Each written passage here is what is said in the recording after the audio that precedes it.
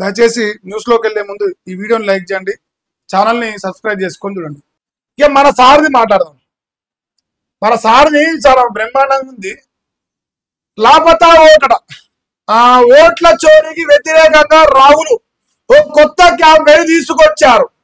Bollywood cinema Laapataa ladies సినిమాకు spoof గా రూపొందించిన లాపతా ఓట్లు కోల్పోయినా అనే టైటిల్ తో ఓ వీడియోను తన ఎక్స్ ఖాతాలో షేర్ చేసినట్ట. సార్ తన ఎక్స్ ఖాతాలో షేర్ చేసినంట.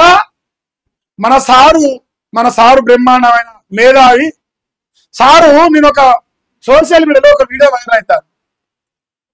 నా దగ్గర వీడియో లేనట్టుంది. నేను ఒక చిన్న పాయింట్ చెప్తాను. నాకు చేసి 50 ఏళ్ళ పైసలకేనా ఓ 50 తీసుకోపోయి, లేదు 55 చేసుకోండి. 55 సంవత్సరాల పైన ఈ దేశంలో కాంగ్రెస్ పార్టీ దేశాన్ని ఏలింది. ఆనాటి నుంచి కూడా ఎన్నికలు జరుగుతూనే ఉన్నాయి. ఈయన నాయన రాజీవ్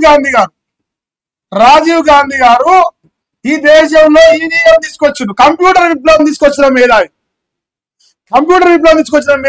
వీళ్ళ నాయన పూలవాళ్ళ చాచా మునిమానవాడు మనవాడు లేదంటే.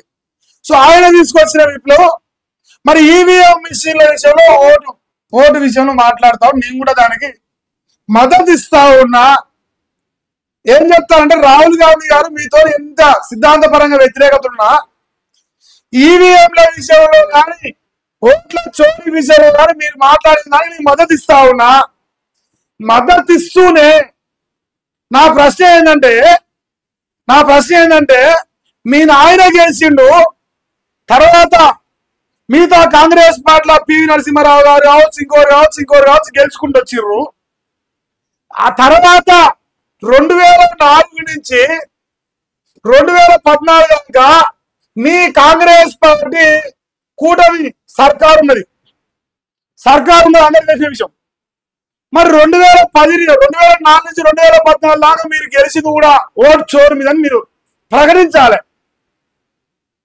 ఇక మీరు ఏదైతే ఓట్ల గురించి మాట్లాడుతారో అదే హైదరాబాద్ లో నేను ఎన్నోసార్లు చెప్పిన, ఈరోజు చెప్తాను.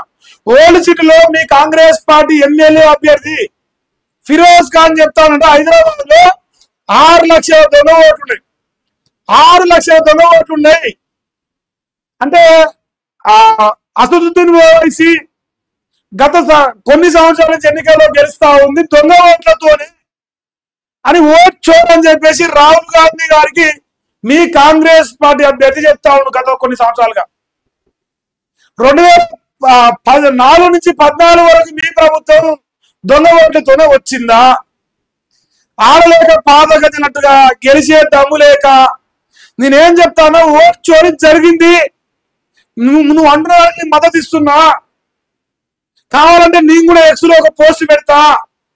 కానీ నా ఒకటే ఒక విజ్ఞప్తి ఏంటంటే, మీ నాయనమ్మలు కానీ, మీరు కానీ, మీ తాతలు కానీ, మీ ముత్తాతలు కానీ అందరికీ దొంగ ఓటుతో గెలిచినట్టు మరి లోకం. ఇప్పుడు లేదంటే నేను ఒక చిన్న ఉదాహరణ చెప్తా. ఎందుకు పటేల్ గారి దేశంలో మొట్టమొదటి ప్రధానమంత్రి కాలేదు అని చెప్పేసి ఇట్లా పెట్టరు. దొంగ ఓట్లు వచ్చిన మీ తాత ప్రధానమంత్రి అయ్యాడు, 0 ఓట్లోడు. 12 ఓట్లు అని ఈ దేశం మొత్తం కూడా పటేల్ ప్రధానమంత్రి కావాలంటే పటేల్ గాని ఓట్ చోరని ఇట్లా చూపిస్తున్నారు సోషల్ మీడియాలో. మోహన్ దాస్ కరంచంద్ గాంధీ బొమ్మ మధ్యలో వేసారు. నా దగ్గర లేనట్టుంది, ఉంటే ఇప్పుడు నేను చూపిద్దాను నీకు. నేను టైం చేసుకొచ్చుకోవాలి, నీ టైం బాగుంది. ఇంత బ్రహ్మాండంగా ఓట్ చోరు పైన నేను మద్దతు ఇస్తాను. మహేష్ గారు ఒక హిందుత్వ సిద్ధాంతాలు కలిగినైనా సరే ఓట్ చోరు అనే దానికి నేను వేసినట్టు నేను మద్దతు ఇస్తానా. కానీ మొట్టమొదటి దొంగ పుల్వారా చాచా మునిమాడే కదా. వాళ్ళ కాంగ్రెస్ పార్టీ మొదటి దోషం A1 ముద్దాయి.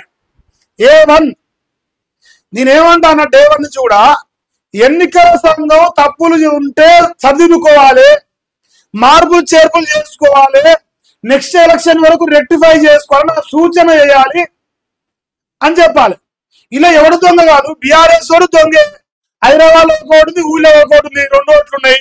వాడు ఈడ ఓటేస్తాడు, ఆడ ఓటేస్తాడు. కొడంగల్లో హైదరాబాద్ లో ఒక ఓటు పడుతుంది, కొడంగల్లో ఒక ఓటు పడుతుంది. అంతెందుకు మా రేవంత్ అని హైదరాబాద్ లో ఒక ఓటేస్తాడు, కొండవటిపల్లి పోయి ఇంకో ఓటేస్తాడు. తప్పేందా?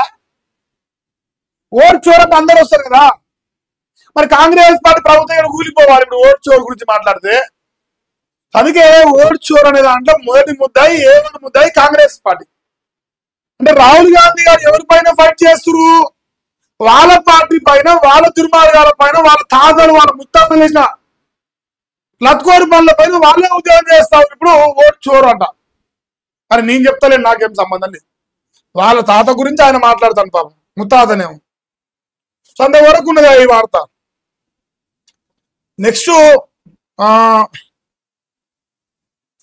ఒక్క నిమిషం.